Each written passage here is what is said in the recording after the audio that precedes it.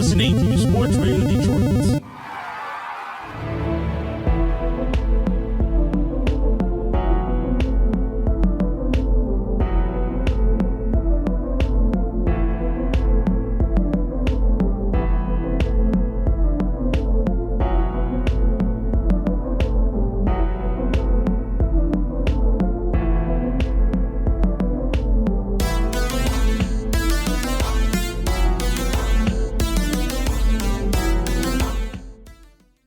Welcome to Grave Discussions.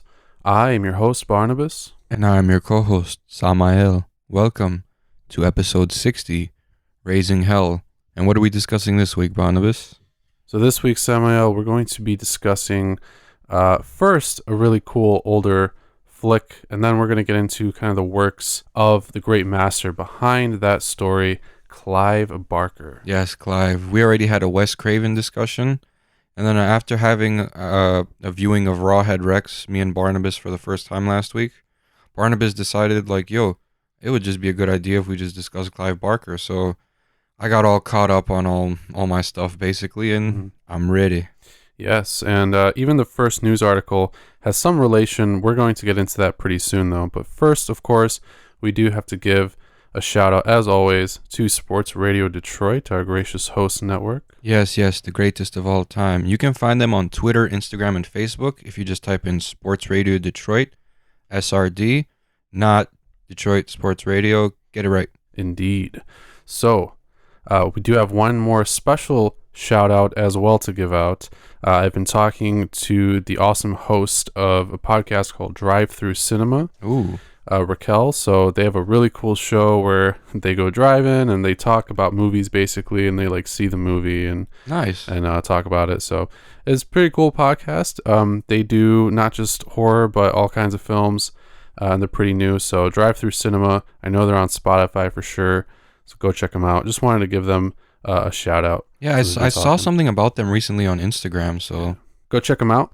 We are, of course, going to get right into the show here with some horror news. So what has been going on in the world of horror, Samael? This first bit of news is probably the most relevant here. Yeah, so the great, quote unquote, David S. Goyer, who wrote The Dark Knight, is writing a reimagining of Hellraiser, and honestly, I'm sort of skeptical with all the shitty recent Hellraiser movies, like the straight to Netflix ones. So I don't know how to feel about this. How do you feel? Well, this quote from Goyer actually gives me a little bit of hope, even though they all kind of say that, but he basically said Gary, who is Gary Barber of Spyglass Media Group, who's going to be behind the remake, is committed to making it something dark and visceral, and he's a true fan of the franchise. So that's cool. I'm excited about that. Goyer also did Blade 2, which is probably his most relevant venture into horror. But he's got some hit or miss stuff, but overall I think he's a talented writer. I'm excited to see who the director is going to be on this. But Steven Spielberg presents Hellraiser. Honestly, I would love if Clive Barker just did it. I would love that would be bad. Because why not? Yeah. Because Toolbox Murders. Mm-hmm. Same director, remake and original. Okay, yeah. So yeah, that would be cool for me, honestly. And one of Clive Barker's biggest things is just making sure his vision is realized. Yeah, he's kind of like Stephen King in that aspect, is that they're both picky about how their vision is translated onto the screen. So I think what's gonna be really important for me is, are they just gonna do the whole story with Frank again? Are they going to try to reimagine that, or is it going to be a whole new thing? I would think it's probably going to be a whole new thing, but still be Clive Barker-esque. Mm-hmm. And it would be cool if he was, even if he wasn't directing, be somehow involved. Sam Raimi was still involved on the Evil Dead remake, so and that was badass. It's always when the original dude is making a comeback for a reimagining, it's always pretty good. But usually when he abandons it, when John Carpenter kind of stopped directing Halloween movies, they started getting just more and more off the wall and ridiculous. Mm-hmm. Yeah, I don't know. I am interested because apparently Clive Barker himself wrote a script of a remake of the classic, but I guess it was shelved, and now David Goyer is writing this one. So I am reserving judgment pretty much until I hear more about who's going to be behind it and whether or not Clive Barker is actually attached. Just not James Wan. Yeah, I don't really see this being his kind of thing. This isn't his kind of thing. Yeah. So let's move on, guys. Be on the lookout for more news about that one. Next up is an announcement about the Don Mancini-led Child's Play TV series, which, if you weren't aware, with all of the Child's Play, I guess, bitching and complaining and discussions going on, yes, as we've reported before, there is a TV show coming out. Don Mancini's leading it. It's basically going to be a continuation of the movies that ended with Cult of Chucky. So it's probably going to be centered around Tiffany and Chucky, and then like how they're going to spread Chucky like a virus or something. And I'm glad Brad Dourif is coming back, and I'm pretty sure Tiffany's coming back too. Yeah, I think so. I'm excited to see how the story plays out. The news now is that we're going to be seeing this series in 2020, so it's still pretty soon. I think it's going to be good because like I like that it's going to be in 2020 because we see what happens when people rush into like making sequels or follow-ups like a year later. And a lot of directors and producers are guilty of like trying to get that money grab because of like the popularity. So like I'm glad they're taking their time with this one because like Chucky's like one of my favorites. One of my first movies besides Jason Goes to Hell was Child's Play and Child's Play 3. So yeah, and this is interesting actually. A quote from Nick Antosca, who is producing the series as well.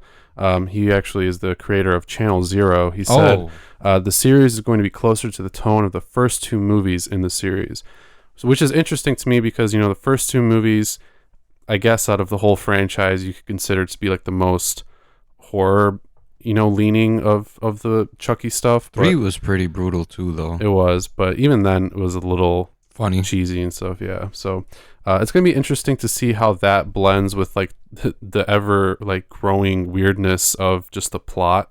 Yeah, you know, from like Cult. So I am excited, but we still got a little over half of a year or so until 2020. So. I just really hope they don't make Chucky look like he did in like Cult and Curse of Chucky. Mm-hmm. They need to bring back that original good guy look, because like the new one where he just like he looks mischievous, but like it looks kind of stupid. Like I didn't like how he really looked in Cult or Curse. You know? Yeah. So I guess we're gonna get the answers to all our questions, and we get to see what happens with Andy. Yeah. Stay tuned for more information on that one. Next up, I'm just gonna run through a few different announcements because they're all sequel announcements. So we've got sequels officially coming out now for The Collector, which is The Collector 3. We've got What We Do in the Shadows Season 2 of the TV series, which I've been hearing really good things about and I've been meaning to check out. And then we've also got the sequel to Deathgasm. Oh, I still haven't seen Deathgasm. I heard really, really good things about it. Yeah.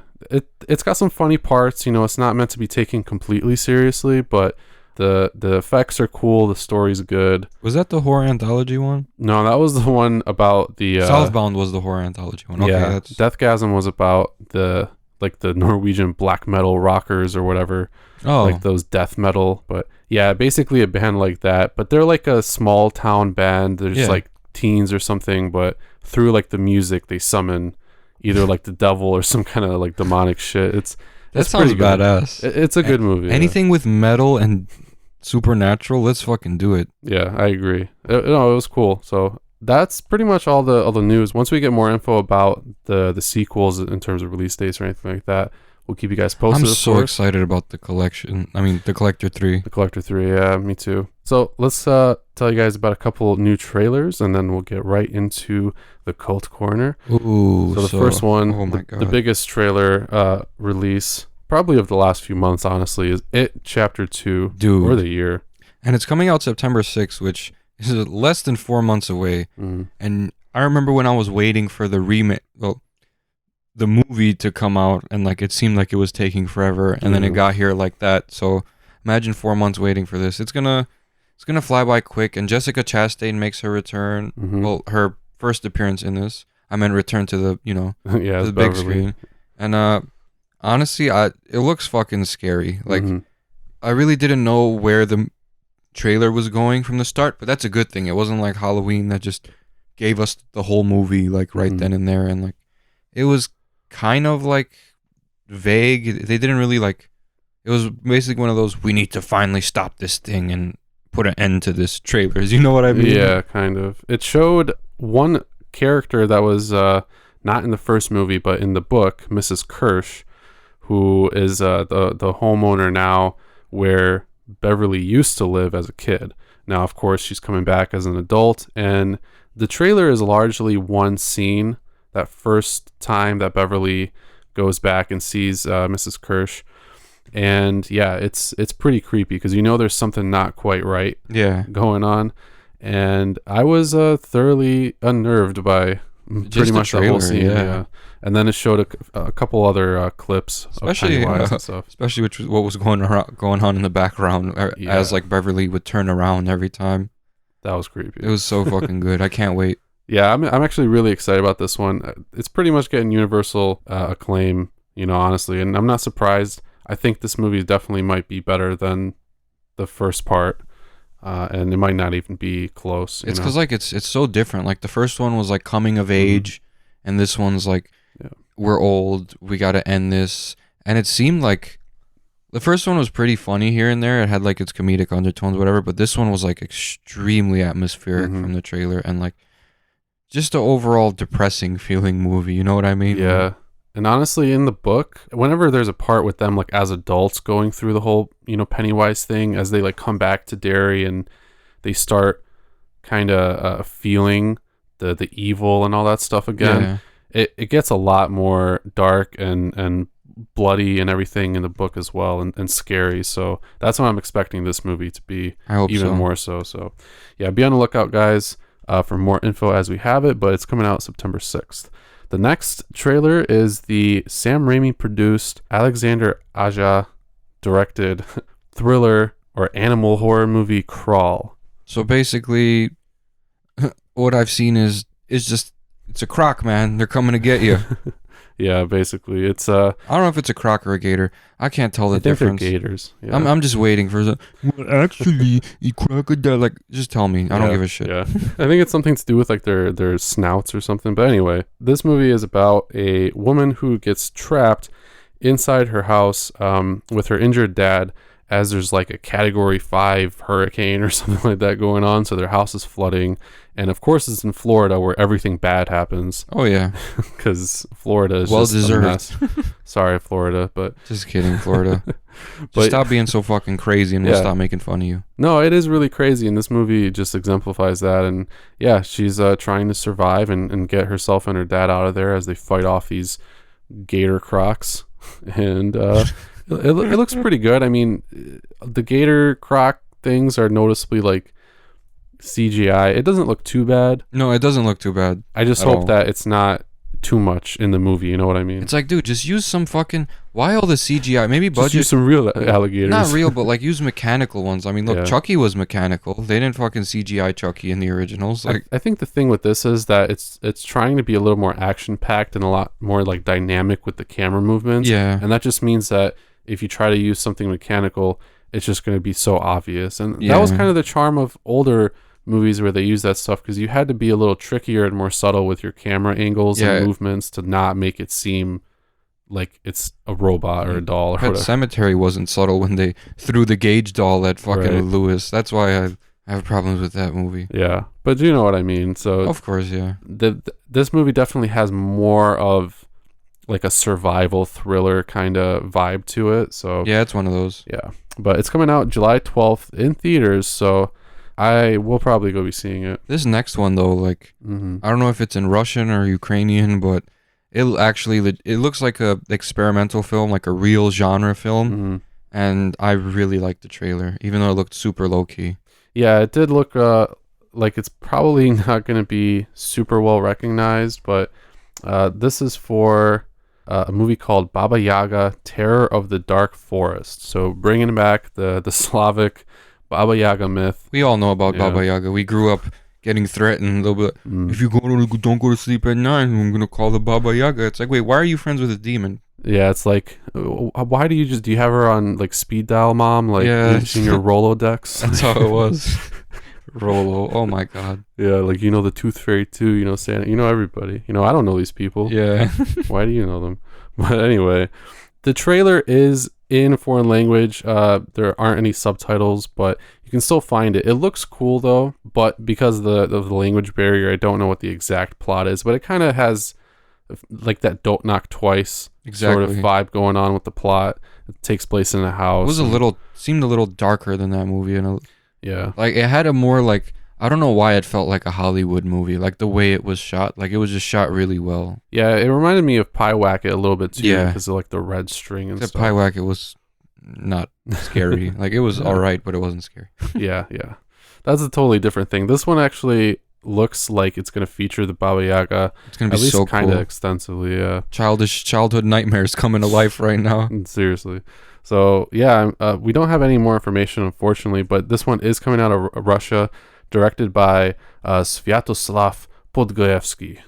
You know what's funny? That's the correct pronunciation. I was trying to pronounce it at home before the show, just so I didn't butcher it, because Sviatoslav Yeah. Bogdaevsky. Yeah, that everybody is. is like Russian Yeah. in this. So Svetlana Ustinova, Mariana Spivak, Yuliana Alexandrova, and Alexei. that's like Is it Rozhin? it might or- be Rozhin, yeah, or something like Because that. usually the Z makes the J.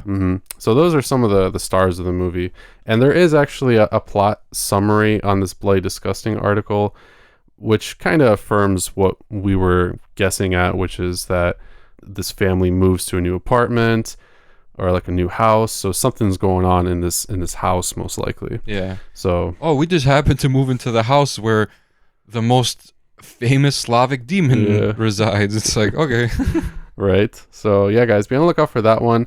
The trailer did have what I assume was a date at the very end in Russian, but it seemed to say October 31st. So we might be seeing our first Halloween Day movie coming out. Oh, Lord. Yeah, be on the lookout. So that's it for the news, guys.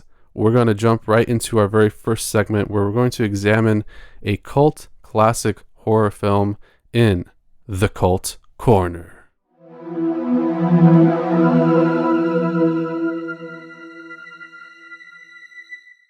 And in this week's Cult Corner Fiends, we have a movie that Samael mentioned before, Rawhead Rex.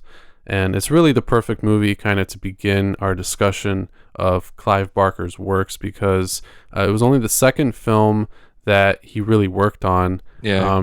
And both of the first two, the first was Underworld, also known as Transmutations, which I don't believe was an adapted Clive Barker work. I think it may have been an original film. Yeah. But Rawhead Rex was adapted from a short film in his Books of Blood, Nice. kind of anthology of short stories. And this one was a pretty crazy way to get into horror, really, because it was his first really like popular, I would say, film.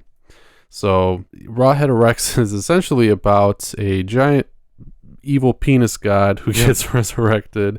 That's not an exaggeration. Seriously, in what is it, Scotland or Ireland? I think it was Ireland. Yeah, they're in Ireland. And there's this huge statue in just this little tiny village, and these people unearth it, and out comes Rawhead Rex, who is like some kind of deity.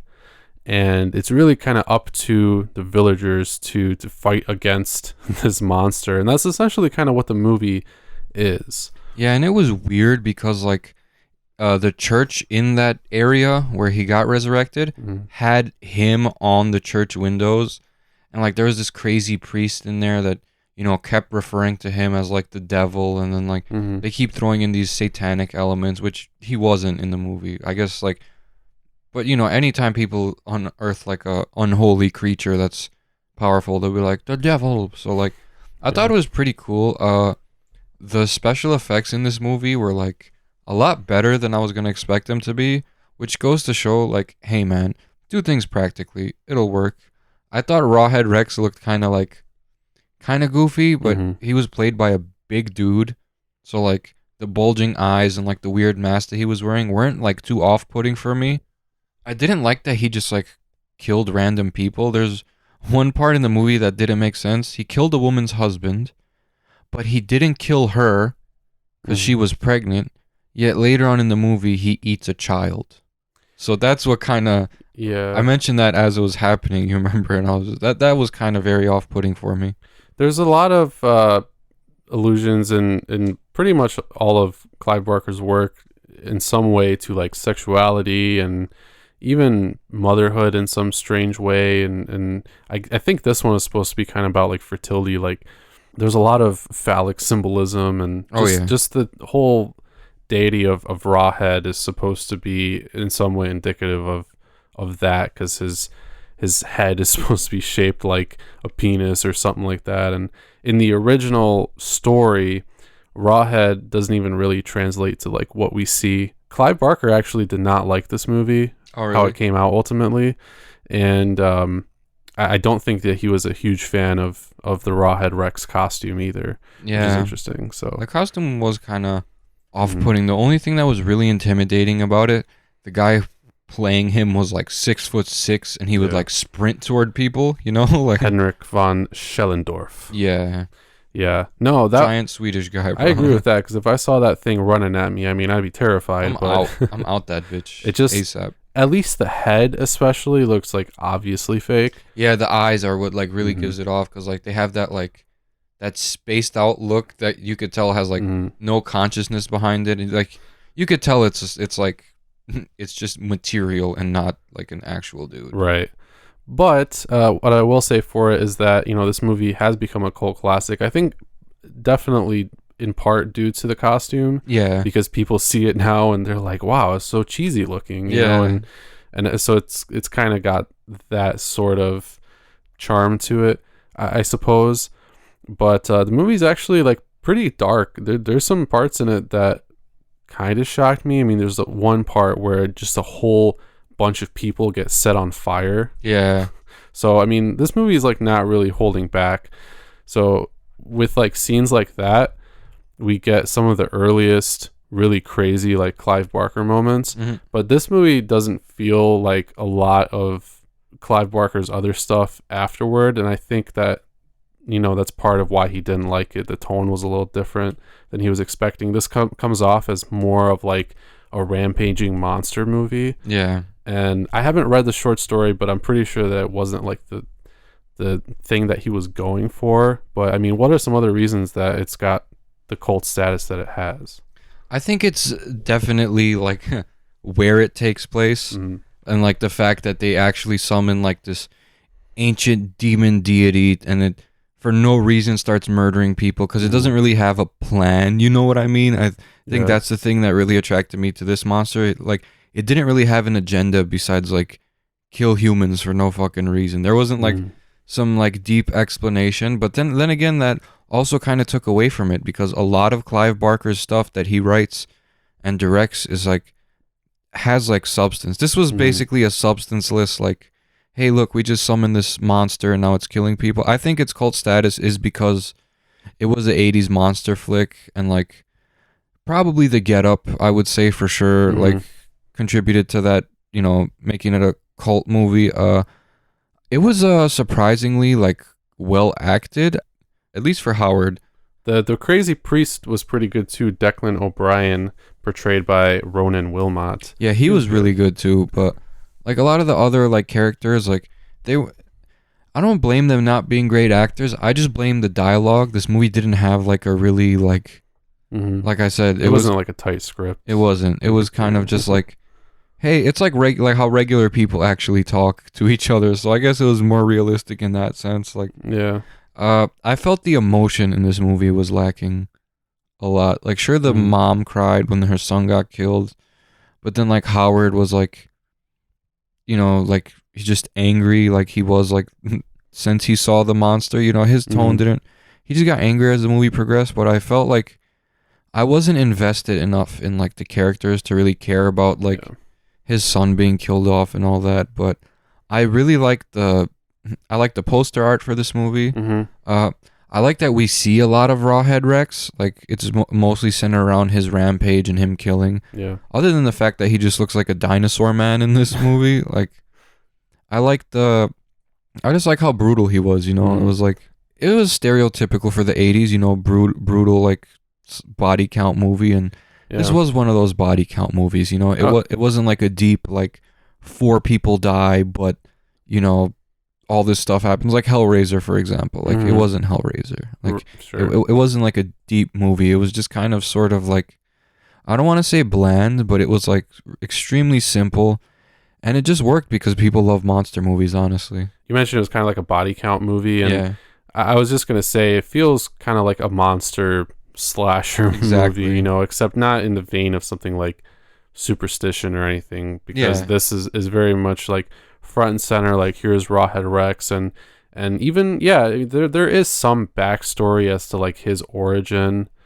and things like that, but yeah, everything just kind of happens. Like he takes over or influences this like priest, and he kind of turns against his god and religion and everything, and like helps Rawhead Rex, and it's all just very right there, and it just feels like everything is kind of happening just for the movie to exist, you know, like there's not really anything interesting to unpack or like to wait out for in the plot. And it didn't really have a message either. Right. And the thing that we didn't mention today yet, I'm surprised that we forgot about this. Rawhead Rex baptized the evil priest by peeing on him. Yeah. Oh my god. You remember that? Yeah. I can't believe we forgot that. So there's definitely a lot of like symbolism and imagery and just weird shit happening that drives these like sexual kind of messages forward, but I don't know, it just doesn't come together into anything like coherent. You know what I mean? Yeah. It's like, all right, there's a lot of like phallic symbolism and stuff like that, but what exactly does it mean? But I mean, the movie was fun as hell, and there were a lot of like gruesome scenes, and that's why I pretty much liked it. Yeah, the gruesomeness, like I said, and like I love body count movies, even if they're bad, you know, because like plus, you know, like the time period that it fell into, like it was interesting to see that because we live in 2019, so for me, like seeing like, you know, that time period was just interesting, especially since like back then, like everyone was so centered around superstition, and like now I guess their superstition was justified because Rawhead Rex reared his ugly head. Yeah, very ugly. So yeah, I mean the movie is still definitely a classic, but very underlooked, and I feel like it's a bit of a rarity, at least for a lot of people. Like this isn't exactly a movie that, you know, even certain horror fans or, you know, a portion of horror fans even knows like exists. Yeah. So it's definitely kind of a gem, and if you haven't seen it, you should definitely go check it out. But like we said before, not super indicative of Clive Barker's cinematic work as a whole, and we are going to dive more into that right after this break. So stay tuned for a couple words from another SRD show. Hi, this is Chris. And this is Roger. And if you like Tigers baseball, Major League Baseball, Minor League Baseball, analytics, pop culture references, movies, sports, food, check us out. Look for Tigers SRD on iTunes, Google Play, or Spotify. Welcome back, Fiends. So we're going to get into our main discussion here, which is about Clive Barker's kind of cinematic works as a whole. And I mean, we could just talk at end about the guy himself, but I feel like, you know, Clive Barker really just translates into his work. Exactly, just like Carpenter and Craven and all those guys. Yeah, and you know, a little bit different from somebody like Stephen King, who like a lot of his stuff has been adapted. Yeah, but he hasn't really, you know, been involved. Yeah, he's not like directed really, or I mean, even produced necessarily or anything like that. So Clive Barker, however, after I guess his disappointment in Rawhead Rex was like, all right, hold on, you know what? I'm just gonna come in and I'm gonna direct. And he came out with what is now considered one of the greatest horror movies of all time. And it is as well, Hellraiser. That was my dad's favorite horror movie of all time. He's like, he used to, as I'd be watching Chucky as a kid and like Jason, he's like, this isn't scary. You want scary? You watch Hellraiser. You'll be scared. And honestly, like you can tell that Clive Barker like really put his vision into this film, because it is like leaps and bounds way darker, way more brutal than Rawhead Rex. Oh yeah, dude. Rawhead Rex is like that body count movie, and I mean, even though, you know, people die in Hellraiser, it's not a slasher. Yeah, it's not about like the death. Yeah. And you say that, which is funny, because like this movie with like the Cenobites and everything and all the themes, I mean, death is like very prominent, But it's more like torture. You know what I mean? yeah. Like, It's that like not dying. sadomasochism, Yeah, exactly. and like the whole pleasure angle, and that's what separates, I think, like Hellraiser and even Hellraiser 2 from pretty much all the other Hellraiser films. And notably, Clive Barker only had something to do with the first 4 movies, Yeah. which is why all the like direct to video sequels are just They lacked the vision. This one didn't lack Yeah. vision because he wrote this one and he knew how to like translate it like into Mhm. real life. It Yeah. wasn't like he just wrote it and he like, all right, whoever can like, you know, make this into a movie, you know, here you Mhm. go. And it's like, no, he like wrote and directed Hellraiser. So like for Yeah. him, this really shined through like his talent as a filmmaker and his talent as a writer to like inject substance into something like just as simple as like torture. yeah. Like metaphysical torture. You know what I mean? Well, physical too, but Mhm. it was No, this was more about like the metaphysical extents of like the human soul and like mhm. all of that. Essentially, yeah. And I mean, it's not easy to translate something like that into film, because writing it is so much different, because you know, you see all the words on the page, you can actually feel what is being written. Yeah. In a film, you really have to play with how the set looks, the lighting, the acting, and I think everything hits like the highest marks in this movie, because it's thoroughly unsettling, and it keeps pace going. You know, it keeps you involved, which is good. But pretty much every scene is just fucking crazy. It is like right from the start, and I Yeah. understand what my dad was talking about with this movie. Like, it truly is scary, and like Mhm. I found it great because like Clive got to like really like whatever was in his head is exactly what was put out.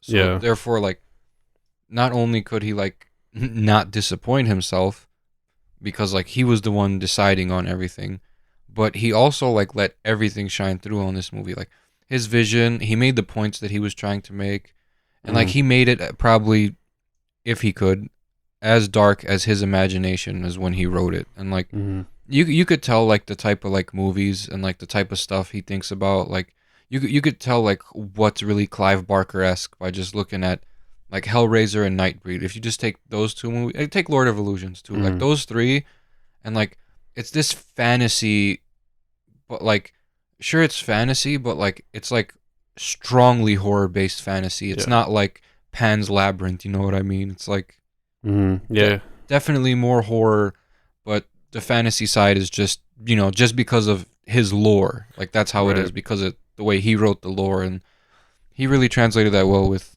Hellraiser. I watched the movie for the first time when I was like actually like in high school, and I was like, Mhm. damn, I should have watched this when I was younger. I watched this movie when I was a little bit younger too, and it kind of traumatized me. Even now, every time I see it, I'm pretty surprised by just how like macabre It is. and like occult-ish and everything this movie is. And it's cool because in order to kind of get that fantasy vibe to it, a lot of his work has to do with like these other like dimensions and planes of existence and stuff like that, you know.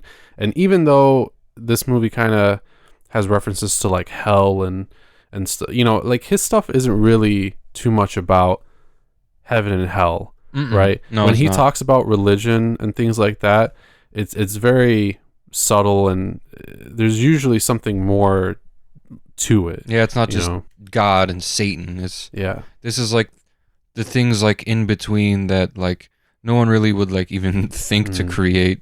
Yeah, and it's very human, honestly, too, because even in this movie, you know, like you can definitely think that the Cenobites are creatures from hell, or like demons from hell, Yeah. you know, but their whole thing is just yeah, Fucking- their whole thing is just like pleasure. Yeah. You know, that's their whole shtick, and it's a very like human thing, which I think is also one of the kind of undersaid things about this movie that really shine through, is that like all the themes and everything are very like human things, the desire, for passion and for sex and for everything like that. I mean, we see it constantly throughout this movie, with the wife and Frank trying to bring him back and shit. Like, you see the extents that she's willing to go to, like, to murder people so he could, get his flesh and all that, etc., etc. Yeah, it's that whole relationship is very important. It's like the plot of the film, which is a lot more clear in Hellraiser as well versus like Rawhead Rex. Oh yeah.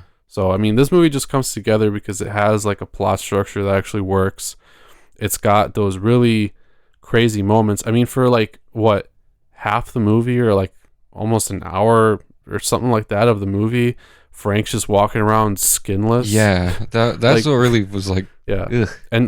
And just the way that the house is too. Like, this is probably one of the coolest like sets of a horror movie where it's like just a house. Yeah, because that little like room where everything takes place in, the whole house is like kind of falling apart and it's just dirty and dingy. And it just manages to be atmospheric with just that like location. It was like, it was more atmospheric there than like, let's say when like the Cenobites take you to like the fucking wherever the fuck they're located and begin the torture, like, in the other realm. But this movie did well, and I felt like it was mainly the script because it came together so well. I don't know.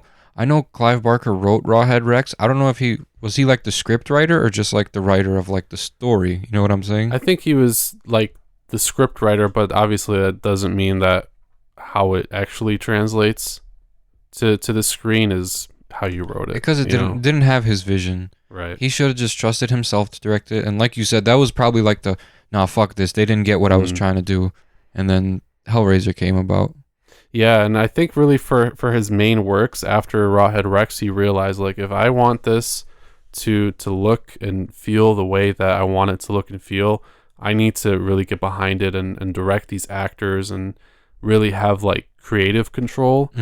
Because even Hellraiser, like the way that it's lit with all the blues and the crazy wild lights, like, that first scene where we see the Cenobites and they're like walking through that room and there's like human body parts scattered all over the place and stuff like that. Like it's a very eerie like mood in that scene, and then it carries that creepy mood throughout the entire movie.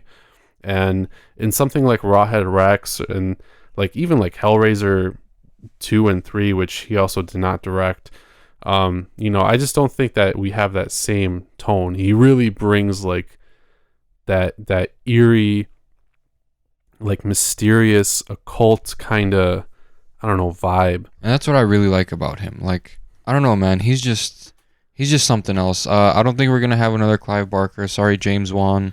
Sorry, everyone modern day.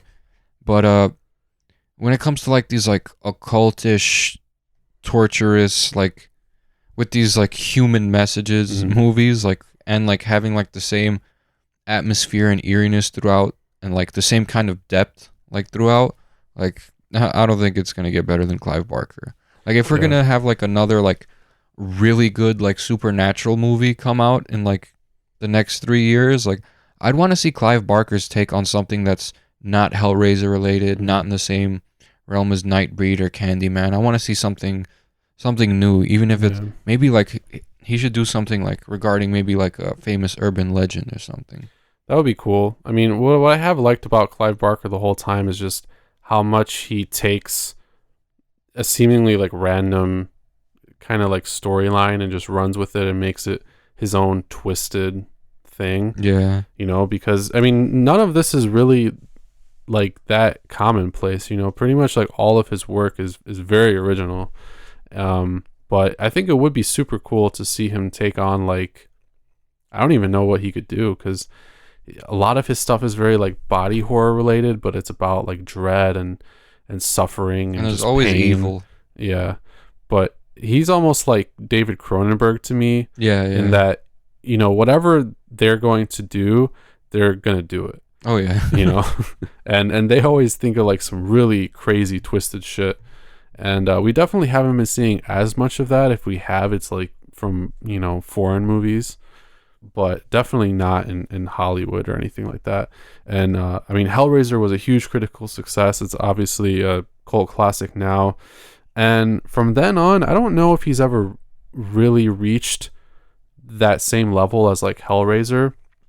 But he did direct a few more movies, and he worked on a bunch more stuff. I would say Candyman hit that ceiling too. Candyman's probably the closest. Nightbreed, not like in like pop culture per se, but as like cult status, I think Nightbreed is definitely up there with Hellraiser because like I watched Nightbreed. You remember the first time a few like months ago, and I fucking loved it, dude. Like I'm definitely gonna watch it again like ASAP. That's probably the most Clive Barker-esque film in general, at least in terms of like the amount of world building and like character development of all the I forget what they're called now, but the sect of creatures and everything.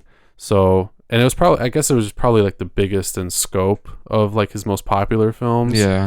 But it never had the same like commercial success, but I think it has a really like respected following. Like all the Nightbreed people are like super cool, like I talk to them on Instagram and stuff. A lot of the Clive Barker fans too, and like, Clive Barker fans are like the most chill people. Like I think he deserves a bigger fan base because everyone knows Hellraiser, everyone knows Candyman.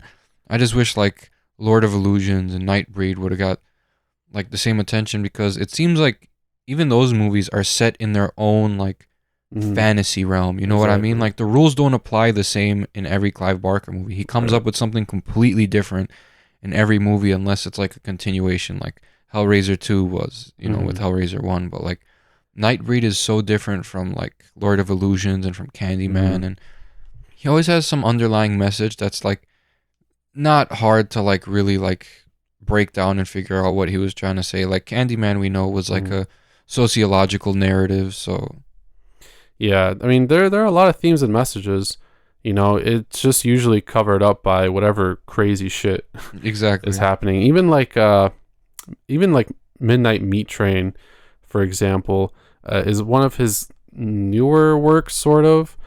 But for a while, you don't really understand like what is this movie about? What's the purpose of this movie? At the end, you figure out that there's some crazy, almost like conspiracy theory type shit going on. But for a while, there's a lot of imagery and kind of themes about like people going missing and like, do people even really pay attention anymore? And like homelessness and kind of just like the filth of like the city and all that kind of stuff. And a lot about like Bradley Cooper, his like chick in the movie, like she was like really explicit about at least like what he needs to do and like his internal struggle, because she's like, you're doing this for like, for this photography thing. Why don't you just do what makes you happy? Because now you're just taking pictures of all this macabre. It's like basically telling you not to be a sellout. Like that was one of the underlying like at least messages for the protagonist, later to be antagonist. Yeah, but no, he starts getting wrapped up in all this like weird shit, and things basically start kind of going off the rails for him because he doesn't choose like the safe route. Almost, he starts pursuing this thing that he kind of is being told not to pursue, but he feels in his guts like there's a reason that I'm doing this kind of thing. And it's very odd because the protagonists in his film never really feel like people that you necessarily want to root for. They're just kind of like human beings going through something very extreme as far as like human desire and things like that go. Like that's a very central thing to, I feel like, a lot of his works. I felt like Candyman though was like, it had like a wider, like at least like it was a more like macro message, because like I said, it was a sociological narrative. So it wasn't really like focused on like any really internal struggles, because like it really wasn't about the main character chick. I forget her name. Like I know my victim, whatever. But it wasn't about her. It was a sociological narrative about like black and urban life, and I think it did its job. I mean, we saw what they said about it on Horror Noir, and they mentioned a lot of things like I didn't notice though, like that were like sort of like not racist, but like kind of prejudice cliches, like, oh, this black guy is going after this white woman, which is not really what it was about. Yeah. It was like a more of like an urban legend thing. Like we give these old tales their power. Mm-hmm. And then once we start to think critically and like try to like eliminate these like urban legends and stuff, that kind of like takes away from like not who we are, but like yeah, who we are. I mean, I live in an urban area, so like who we are. Like people, like let's say they just try to dismiss the haunted Dickinson West, and like if they go investigate and like prove that there isn't shit, that kind of kills any like I don't want to mystique that the culture had. You know what I mean? Like, yeah, it's that whole thing. Yeah, and I think there is a lot of that in this movie too, and this is probably one of the more complex of like his adapted works, because this also came from a story I think called the Forbidden or the Forsaken, or something like that, from his Books of Blood, and which I don't really think that one originally was like this in tone with the race message being so prominent and everything like that. Yeah. But yeah, this was definitely one that was a lot more wider reaching, and as far as like the social kind of message, so, like you said, so that it's kind of an interesting outlier, because I definitely think like because it was societal scale, which was weird, because he never was like, well, he did that with Nightbreed, the class issues, you know what I mean, the underground dwellers versus the humans and not being able to get along. But this one was more like socioeconomic centered and racial centered. Candyman was very much like more rooted in our like real world, sort of. Exactly. It didn't have as many of those like crazy fantasy elements where we go into like the underworld and everything like that, so like we can kind of put ourselves in those shoes and accept the message a little bit better. But I still feel like Hellraiser is probably his most like prominent film as far as what you think of the Clive Barker kind of vision being, I guess. And then he's got some other stories that reach other points, which I think are also interesting. And then, I mean, we had like that come out, Lord of Illusions, which we haven't discussed before too. I think that one definitely was more like Hellraiser in regards to like the message, being very like internalized, kind of. And that one is probably one of his more popular ones too, but we went from having Lord of Illusions, and then the next kind of big one was Midnight Meat Train, and then Book of Blood, which I did watch for the first time recently, and that one was cool. It was a little bit more tame for like a Clive Barker work, but that's shocking. Yeah, again though, this was like not one that he directed. I say that though, there were some like pretty gruesome parts, but the pacing was, I would say, a little slower in this movie due to the fact that it felt more of like a typical like haunted house ghost movie. Was it like, did it have like the same like eerie dark feelings as his older movies though? Kind of. It definitely had like the sexual kind of elements. Oh yeah. And messages and stuff like that. But the plot was a lot more kind of linear, I would say. Okay. It's interesting. I mean, I think you should definitely check it out. It definitely has that Clive Barker feel to it. And I think it was kind of like the last movie of his that I feel had that nuance that like Clive Barker can bring. But and since then we haven't really seen too much out of old Clive. At least he'll be directing soon. What movie is that? Yeah, so he is supposed to be doing something called Tortured Souls Anime Damnate, which he's listed as a director for. I think it's something out of like a toy line that he's did, kind of similar to Hellraiser, which is pretty interesting. And then, of course, as we mentioned before, there is a new Hellraiser adaptation coming out, but we don't know if he's going to have any involvement with that. I know around like 2009-ish, he had some kind of health issues. So I wonder if that's kind of why he's taken less of a role in filmmaking, because he's done some other stuff. He's published like some essays and he's done like more artwork and stuff like that, because he's very big on artwork, which is another reason why every time he's like direct something. The imagery is like out of this world. The imagery, the practical effects are like top notch. You know, because even like practical effects in Hellraiser and in They're so Nightbreed, good. like they're super good. Like those aren't really movies that are like that have cult value because of cheese. Those are movies that have cult value because they're actually very, very good. Yeah.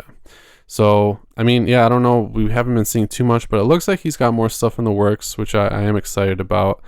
But I think it is time to move on from that. Clive Barker is a legend, though. I mean, let us know what you guys think about Clive Barker and what your favorite Clive Barker film is. For me, it's Nightbreed. Okay, yeah, I think mine has to be Hellraiser. Yeah. So, but that's going to do it for that, guys. We're going to move into our final segment where we're going to look at a new streaming horror film and give you our recommendation or not on The Chopping Block. And in this week's Chopping Block Fiends, we have a new movie to hit Shudder, The Ranger. We saw the trailer for this one not too long ago, and this was the one that I thought was gonna like have that the final terror vibe. Oh yeah, and I was wrong. You know, it didn't really. No, it didn't have that adventurous, what's out there, what's gonna kill us, hey, we're in the woods vibe. Mm-hmm. It was just like kind of like a crime / thriller / kind of psychological horror, I want to say, just because like the main character had all these like things she's probably internalized for years, and you could see there was something wrong when she initially tried to avoid that park ranger that she noticed in the liquor store, and like you could tell there was something up. But these kids, like, they go to like this cabin because like I forgot what they did. What did they do? Yeah, so they're a bunch of like hooligan punk rockers, and they're really into cocaine and just hard drugs, and they had a bunch of coke is basically what happened, and they were at this club, and the cops came, and it ended up that they got away from the cops, but one of them shot one of the cops. No, He stabbed. The guy stabbed a cop, and then they got away like that, and the girl actually took his gun. So they have this gun. They're on the run from the cops, and they hole up in Chelsea, who is played by Chloe Levine. She's like the main character in her old, I guess, like uncle's cabin in the woods, and it's the same place where she knew this park ranger from way back when she used to go be with her uncle. So that's kind of the premise, and she encounters the park ranger again, and he kind of comes and is like hanging out there and being weird, and that's kind of where the story progresses. Yeah, and then clearly, since this movie's called The Ranger, I bet you can guess who the killer is. Yeah, and don't want to spoil. I don't want to talk about like the kills and like the death so much. Sure. I mean, as a general kind of viewpoint, though, like, what did you think about the kills? Without getting into explicit details, but did you like the kills? Did it feel like how a slasher movie should feel? I think it did not feel like how a slasher movie should feel. Okay. So it did not feel it. I was gonna try to make the relation to see how I would feel. I was gonna see if it felt like anything like Maniac Cop. No Maniac Cop vibes. Okay. It didn't really seem like a slasher. It seemed more like a dark thriller, and like I said, a little bit psychological because of the main actress, and like how they try to make us care about her by like mainly focusing the camera on her and like these medium shots, and like her having these like zone out moments. So we're like, okay, she's internalizing something, and you kind of, well, you do find out at the end what she's been internalizing. I don't want to spoil it for anyone, but it's mainly focused on her, but I honestly could not care enough about her because like of the people she tried to associate with, and like the type of people they were. Like, they were just fucking asshole druggies, Yeah. So, like, I didn't really... I kind of, like, understood her, because, like, she was kind of different from them, She wasn't, like, a... At least they didn't portray her as, like, a junkie, even though, like, if she found that little pouch of coke. Oh, like, she was still snorting it up, Oh, yeah, but she just... It just seemed... That's why I didn't really like it. They tried to make us care for her more than anyone else when she was, like... Just a little bit different from everyone else, but still like a fucking, those like shithead punker. Yeah, exactly. Yeah. Someone's you got to feel sorry for because of the upbringing, and you're like, oh no, poor baby, or whatever. It kind of almost wanted you to feel that way, similar to like what Don't Breathe did. It's like, I don't know if I should really care that much for these people. Exactly. Because they're trying to like rob this old blind guy. And it's the same thing kind of here. It's like these are some fucking punks on the run. Karma. Right. You know, on the run from committing a crime basically, and from the cops and everything. It's like, why should we care? For me, like the Ranger, I would see him as the protagonist, but like he's more like I would say he's an anti-hero, honestly. Like Yeah. he does take like the law to extremes, no doubt. But still he's like, I'm not saying these kids deserve to die, but one of them like stabbed a cop. Yeah. You know what I mean? So it's like, okay. It's very much like two sides of the coin, and it offers you this like weird moral dilemma. Yeah, that's what it's like the youth rebellion kind of thing versus the authority figure thing. Exactly. And it's important in this movie actually because it does have this retro vibe, which we haven't really talked about yet, but there's a huge retro vibe to this film. Oh, yeah, because no one's punk rocker anymore. Yeah, it's very much meant to take place in like the 80s or whatever, and there's like a punk soundtrack to it, which I will say I think the soundtrack was definitely one of the highlights of this movie. I think so, yeah. And even some of the imagery and like the editing that goes into it kind of has those 80s retro vibes. It like puts you through the eyes of some of these people as they're like getting coked out, so it's kind of trippy.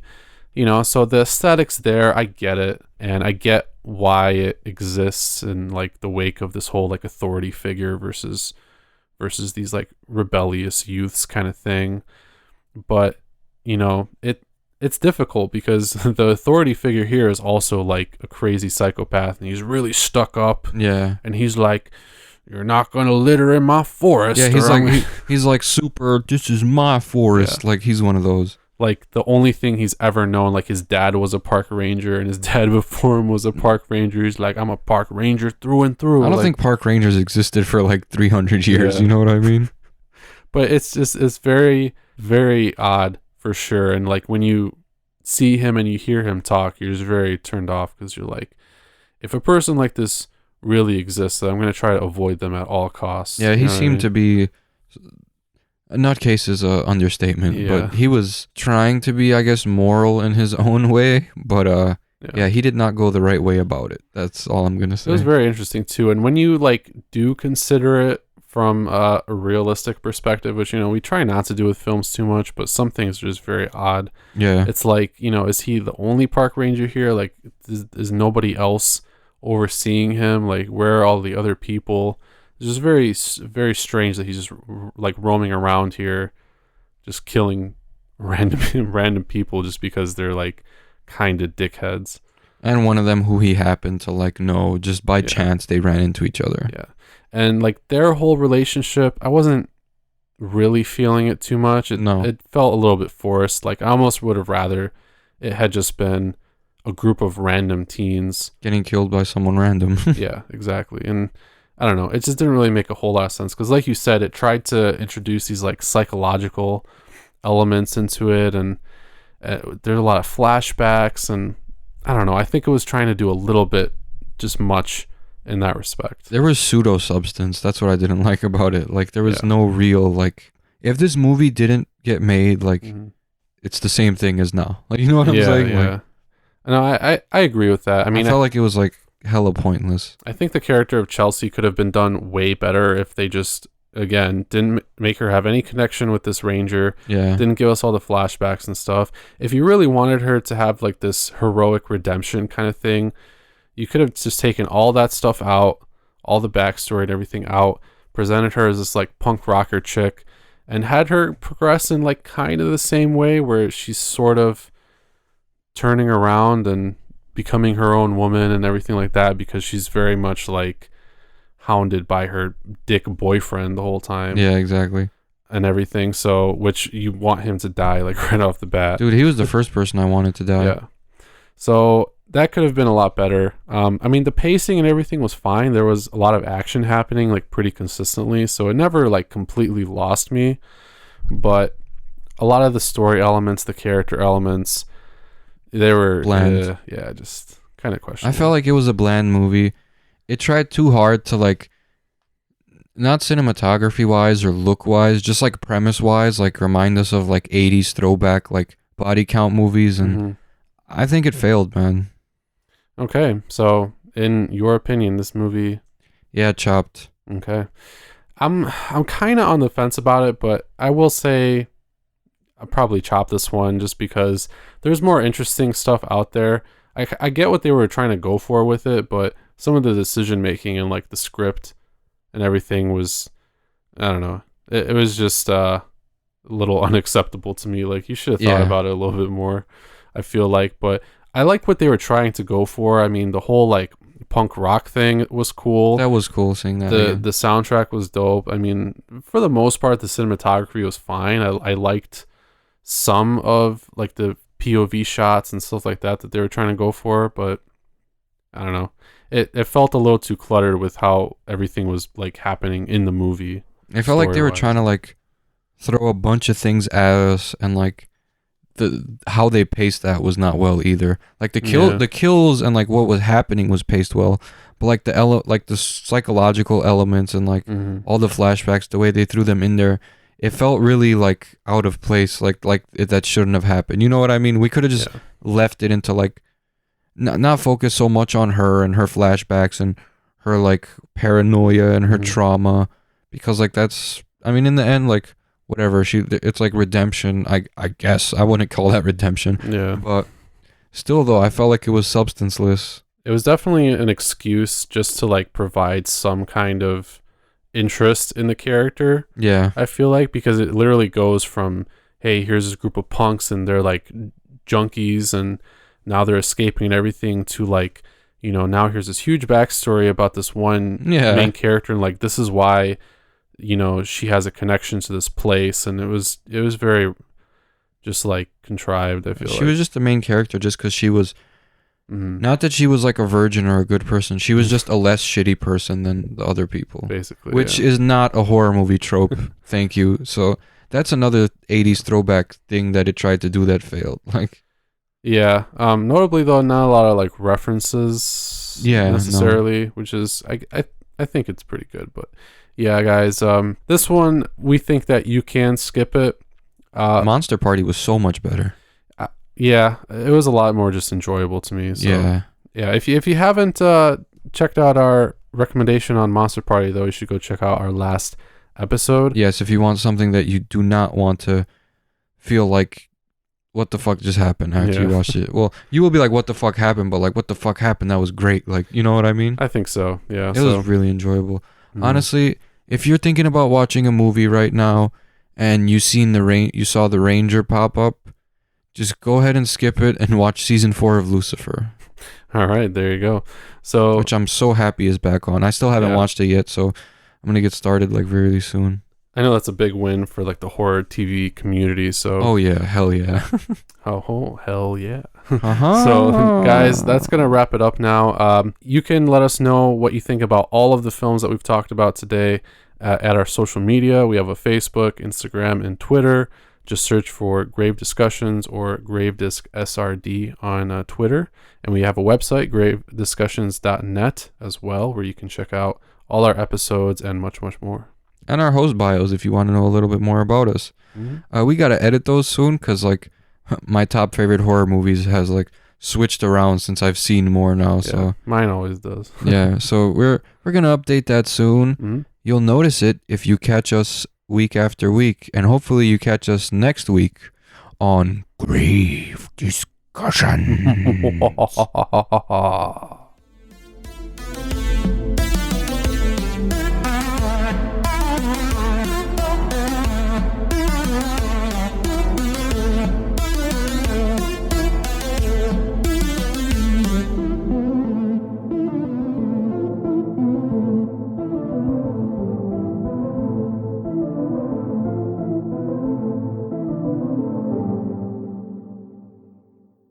This has been an SRD production.